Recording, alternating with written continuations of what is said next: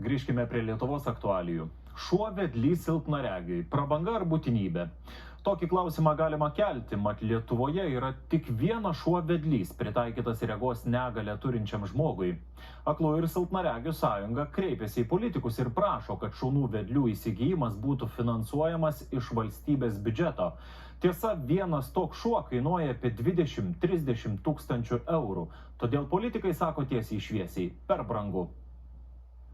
Cukrinį diabetą ir regėjimo negalią turinti Ieva pasitinka mūsų šunimi mišrūnų fėja. Prieš metus moteris tapo pirmoji Lietuvoje turinti šunį vedlį, kuris ne tik padeda orientuotis mieste, bet ir moka užuosti gliukozės kiekio kraujyje svyravimus, todėl ekstremalios situacijos metu galėtų išgelbėti šeimininkės gyvybę. Kaip pasakoja Ieva, fėja atvyko pas ją iš Latvijos, kur daugiau nei 2 metus buvo treniruojama ir mokoma, kad galėtų padėti žmogui. Tiesa, ši šunį įsigijo ir prižiūri iš lėšų, kurias jai paaukojo tautiečiai.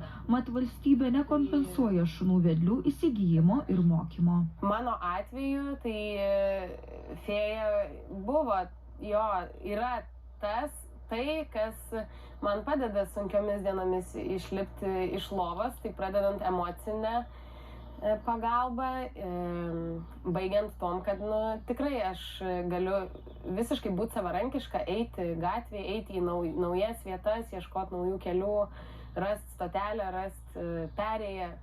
Pasak Lietuvos aklųjų ir silpnaregių sąjungos, Lietuvoje yra tik vienas šuo vedlys, dėl to, kad valstybė neskiria tam pinigų, o tokio silpnaregiams šuns įsigijimas yra per didelė finansinė našta.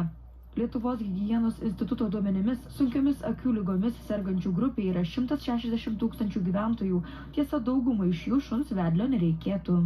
Maksimum, ką mes iš valstybės prašome, tai iki 10 šunų subsidijavimas per metus, tai reiškia 200–250 tūkstančių eurų per metus.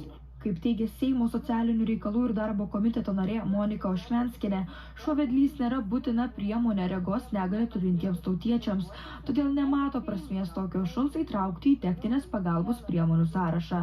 Vietoj šuns pagalbą gali suteikti naujos technologijos, pavyzdžiui, telefonas.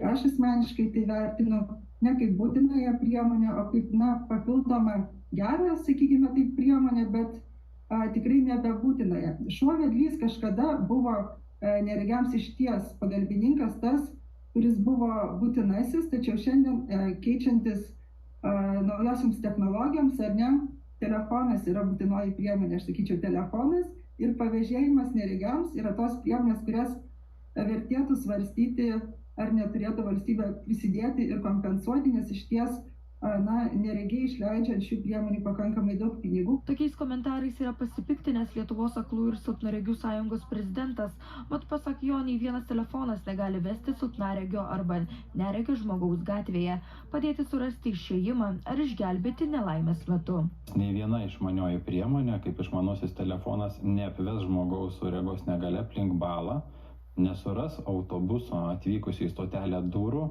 ar nepasakys, kad yra nukarusi šaka. Šuo vedlys visą tai daro. Kaip teigia kinologai, šuns mokymai gali trukti ir 3 metus, mat kiekvienas keturkojis yra ruošiamas individualiai. Šuo išmoksta sustoti prie kelio, išmoksta surasti pėsčiųjų perėją, galų gale nuspausti šviesoforo mygtuką, kad įsijungtų žalias, apeiti vairias kliūtis, tarkim, surast suoliuką, surast, tarkim, kioskelį elementarų, įlipti į autobusą, pravažiuoti, išlipti. Atidirbinėjami yra tam tikri maršrutai, kurie žmogui yra reikalingi nuo taško iki taško B. Kinologai primena, matant gatvėje šunį vedlį, jokių būdų negalima jo glostyti, jam trukdyti, kalbinti. Atpažinti tokį šunį galima pagal specialią liemenę ar diržą, ant kurio parašyta, jis dirba. O dabar pakalbėkime apie